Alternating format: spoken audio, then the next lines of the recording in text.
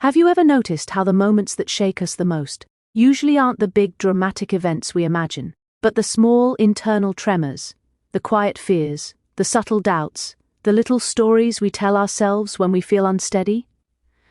When we talk about Teresa of Ávila and what many people call her 5 words to break every curse, we're not talking about a spell, a ritual, or a supernatural quick fix. We're talking about a shift, a deep interior reorientation that changes how we move through fear, uncertainty, and the sense that life is pressing in on us. Teresa understood something we still struggle with today.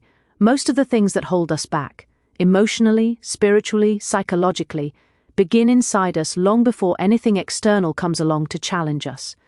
Those 5 words, nada te turbe, let nothing disturb you, are deceptively simple. When we hear them in English, they can sound like a platitude, like something we might see printed on a mug or a greeting card. But Teresa wasn't offering a comforting slogan. She was giving us a spiritual technology, something meant to guide us back to ourselves and to God in moments when everything feels like it's spinning. These words aren't meant to erase our emotions or tell us we're wrong for feeling overwhelmed. They're meant to bring us back into alignment so that turbulence doesn't become the thing that defines our decisions. Imagine Teresa writing these words from a place of profound spiritual struggle. She wasn't removed from the difficulties of life. She lived inside them constantly. Illness, internal conflict, external pressure from church leaders, deep interior dryness. She wrestled with all of it. And out of that wrestling came these words, not as a dismissal of her experiences, but as a reminder that disturbance is real, but it's not ultimate. Fear is real, but it's not sovereign. Anxiety speaks loudly, but it's not the true voice of our lives. When she said, "Let nothing disturb you," she wasn't telling us to numb out or toughen up, but to refocus, to ground ourselves so deeply in what is steady and unchanging that the storms, internal and external, can't tear us out of our center. And here's the part that's so human and so comforting. Teresa knew disturbance happens. She knew it would come like clockwork. So her 5 words weren't about avoiding disturbance. They were about choosing what to anchor to when disturbance knocks on the door. We may not be able to control the waves, but we can choose the anchor. Most of the curses people feel in their lives today aren't supernatural. They're emotional patterns. They're the looping thoughts that say we're not enough. They're the invisible scripts telling us we're alone. They're the fear stories whispering that our worst moments define us. And what Teresa offers with these 5 words is a way to interrupt those scripts before they take over. But to do that, we have to understand what she was actually teaching. Teresa was pointing to the difference between reaction and response. Reaction is automatic. It's the flinch, the tightening in the chest, the story that rushes in before we even realize what's happening. Response is intentional. It asks us to pause, to breathe, to remember what is true before we move. When Teresa says, "Let nothing disturb you," she's inviting us into that pause, not to deny the disturbance, but to meet it from a more grounded place. And this is where something beautiful happens. When we adopt her posture, those 5 words start acting like a compass. Think about the times in your life when you felt disturbed, when something someone said lingered for hours, when a setback spiraled into self-doubt, when uncertainty felt like a weight on your chest. In those moments, disturbance can feel like destiny, as if the thing upsetting us has absolute authority over how we feel and who we are. But Teresa is gently calling us back to the truth that disturbance is temporary, while the core of who we are, strengthened, centered, and held, is enduring. And if we really sit with those 5 words, we realize they're not telling us to be unaffected. They're telling us to be anchored. If you've ever been on a boat during rough water, you know the difference. The waves still hit. The boat still rocks. Sometimes it rocks hard. But the anchor keeps it from drifting into danger. Teresa's words are that anchor. They remind us that our worth, our identity, our belonging, and our connection to the divine are not up for negotiation just because life feels chaotic. Now, if we're honest, these 5 words challenge us, because they confront the part of us that wants to control everything, the part that believes that if we can manage circumstances just right, discomfort will stay away forever. But that's not life. And Teresa knew that. She lived through enough uncertainty to understand that the real work, the deep work, is not about eliminating, disturbance, but learning not to be ruled by it. So what does this actually look like today, in real life, for real people with real struggles? It means noticing when we're spiraling and speaking these 5 words like a grounding breath. It means catching ourselves when we start believing the voice of fear and responding with steadiness instead of panic. It means acknowledging when something has triggered us and gently steering ourselves back to our center. It means realizing that the power of disturbance only grows when we feed it, believe it, or let it dictate our story. There's something incredibly liberating about remembering that disturbance is not a verdict, it's a moment, and moments pass. But when we let disturbance shape our choices, our relationships, our sense of self, it becomes something heavier, almost like a curse we carry. Teresa's teaching cracks that curse by reminding us of our agency, our inner grounding, and our ability to choose what we align with. And make no mistake, these 5 words ask something of us. They ask us to remain present even when we want to escape. They ask us to trust even when we don't have all the answers. They ask us to believe in a deeper truth than the thing frightening us. And that's not easy. It's courageous, it's vulnerable. It requires a willingness to stand in the middle of life's messiness without letting it define us. When Teresa says, "Let nothing disturb you," she's not asking for numbness. She's inviting surrender, not the passive kind, but the empowered kind. The kind that says, I don't have to control the world to be safe. I don't have to eliminate uncertainty to be whole. I don't have to get rid of discomfort to be strong. I can feel everything I'm feeling and still remain steady. And the beauty of these 5 words is that they're portable. They go with you into every room, every conversation, every situation where something threatens to shake you. They become a calming presence when fear rises, a reminder when stress builds, and a returning point when life feels heavy. They become part of the internal language you use to soothe, strengthen, and stabilize yourself. Teresa didn't give us these words to use once. She gave them to us to return to, again and again, until they become part of our reflex. Because the truth is, disturbance will come. But with these 5 words, disturbance doesn't have the final say. We do. And we choose steadiness. We choose grounding. We choose truth. We choose peace. We feel in life aren't really curses at all. They aren't some unseen force acting upon us from the outside. They're patterns, habits, and internal stories that quietly shape how we think, feel, and move through the world. And this is exactly what Teresa of Ávila understood when she shared her wisdom.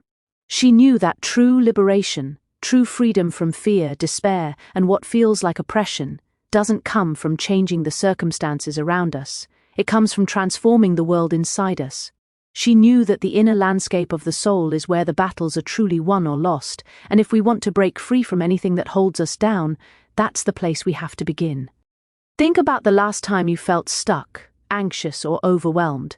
Was it the world outside that trapped you, or was it the story you were telling yourself about that world? Most often, it's the latter. The outside is chaotic, yes, and sometimes unfair, but it only has the power we give it. Teresa's teachings point directly to this. If we want to experience freedom, we have to start with the internal. We have to notice the ways our minds tighten, the ways our hearts contract, the ways we hold ourselves hostage to old fears and self-doubt. She calls it the work of interior transformation, and it is radical, revolutionary, and necessary. Here's the thing about inner transformation. It isn't a one-time event. It isn't a single decision that magically makes everything in life easy. It is a practice. It is a series of small, consistent acts that gradually reshape the way we see ourselves and the world. Teresa's 5 words, nada te turbe, aren't a magic wand. They are a tool, a guide, a reminder that the first step toward liberation is choosing to align our hearts and minds with what is steady, true, and unshakable. That alignment doesn't erase challenges or hardships, but it changes how we meet them. It changes the lens through which we view difficulty, turning obstacles into opportunities for growth, resilience, and courage. And here's what's often overlooked. Our internal patterns are incredibly subtle. They don't announce themselves with a trumpet fanfare. They creep in through the quiet voice of self-criticism, the looping thoughts of inadequacy, the persistent feeling that we are never enough. These patterns create the kind of bondage that feels external, even though it is self-created. Teresa recognized that spiritual and emotional oppression often begins inside the mind and heart, taking shape as worry, fear, and doubt. When she said her 5 words could break every curse, she was talking about this exact kind of bondage, the chains we carry inside that make the world feel heavier than it is. Imagine for a moment that you are carrying a backpack filled with stones.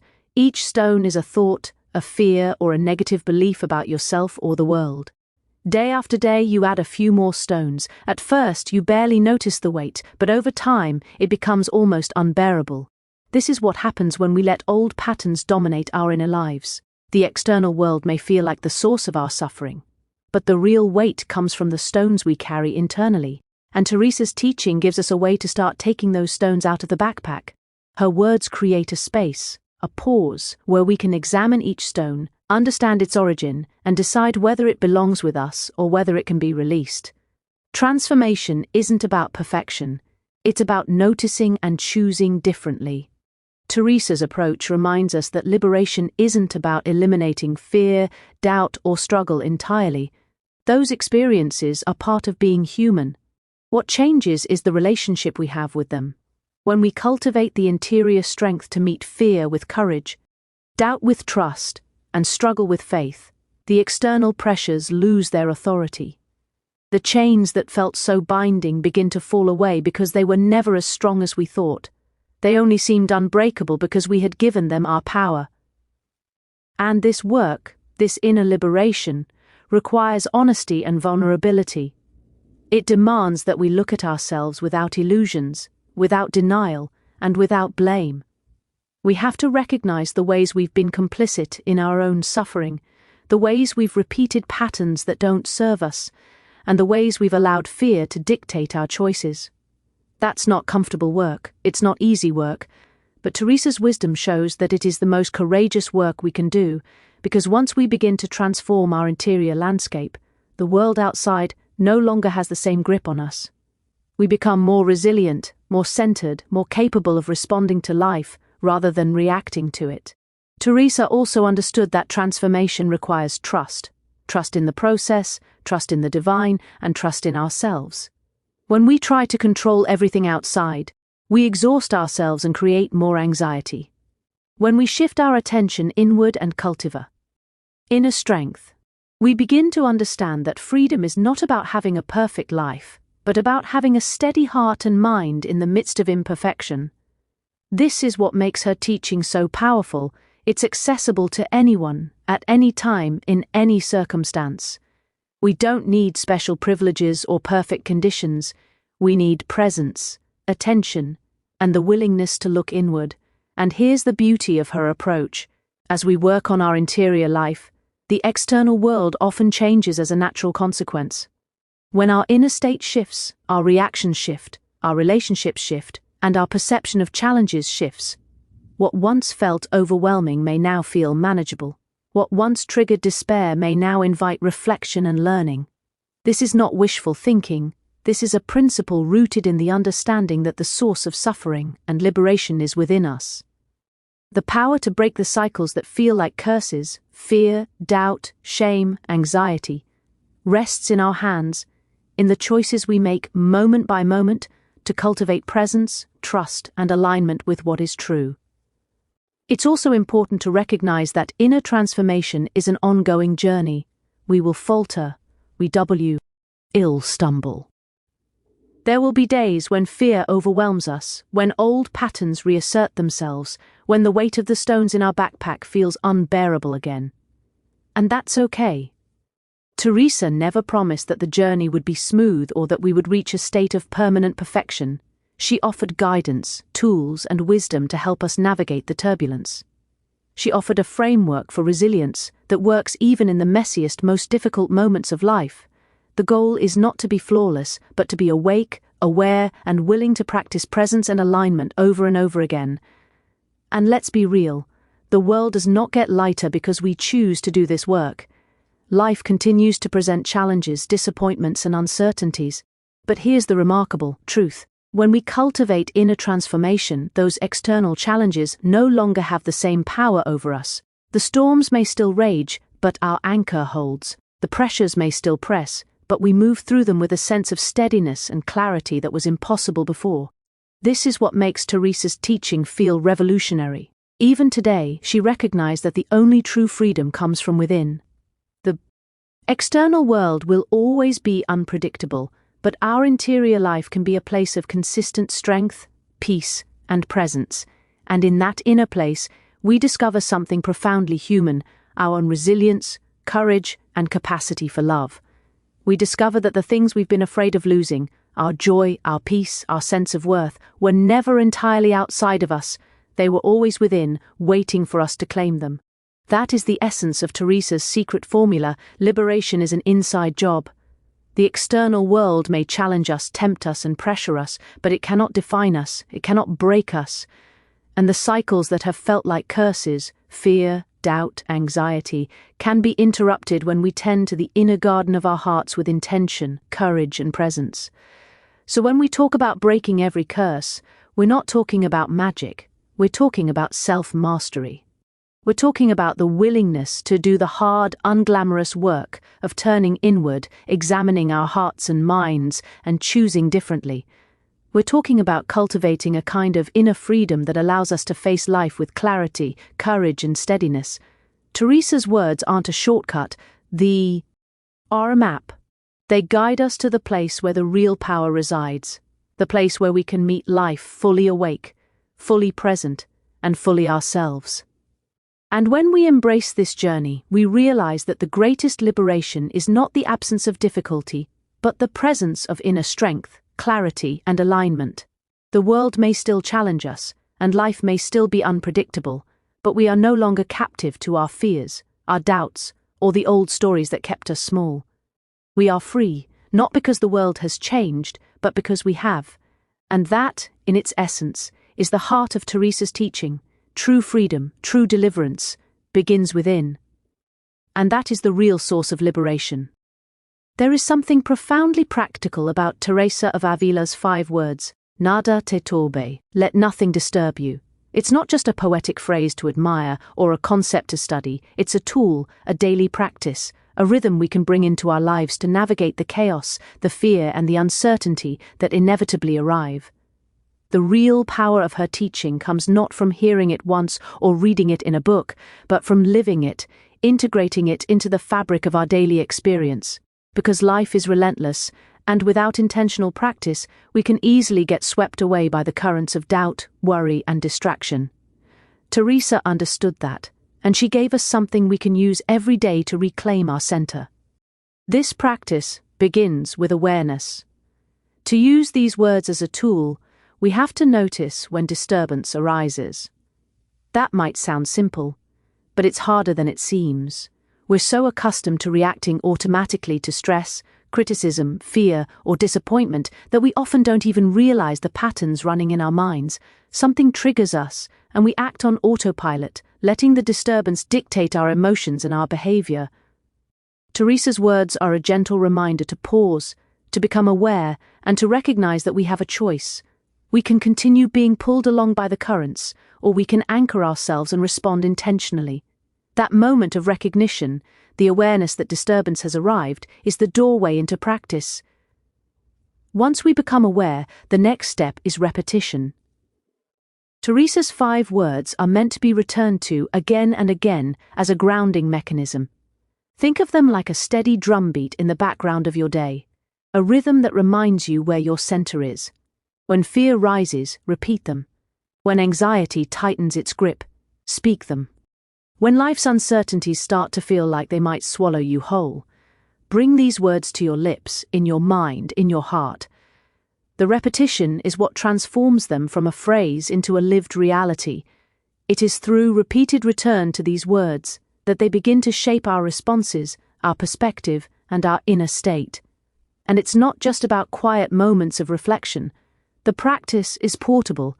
You can carry it into conversations, meetings, decision-making, moments of tension, and periods of waiting. Whenever disturbance arises, these words become a touchstone, a reminder that your internal life is something you can steward. The outer world may be unpredictable, but this inner practice gives you consistency. It reminds you that you are not at the mercy of every emotional storm, that your soul has its own center of gravity that cannot be moved by every passing circumstance. Practicing her words daily creates a rhythm of stability that begins to shape how you inhabit the world. This daily use is also deeply empowering. It reminds us that we are not helpless. Even when circumstances feel overwhelming, we have the capacity to act from a place of groundedness. It's easy to feel small in the face of life's challenges, to believe that external forces define our reality. But these words are a declaration of internal sovereignty. They remind us that the power to remain steady, to respond with clarity, and to protect our inner peace resides within us. Every time we use them, we reinforce that truth. That no external situation has absolute control over our inner life unless we allow it to. And let's be honest, there will be times when the practice feels futile, when disturbance seems too great, when fear or anger or grief seems to have the upper hand. That's part of the process. The practice doesn't remove the difficulty, it teaches us how to face it differently. It creates a pause where we can see our options, where we can breathe, where we can choose response over reaction. The real gift of this practice is that it teaches resilience. It shows us that inner peace is not the absence of storms, but the ability to remain steady in the midst of them. It shows us that freedom isn't about controlling the world, but mastering how we meet it. And here's the beautiful thing about integrating these words into your daily life. Over time, they begin to change. The very way you perceive challenges. Situations that once would have sent you into panic or despair now become opportunities to practice steadiness. Conflicts that once would have drained you now test your capacity to stay anchored.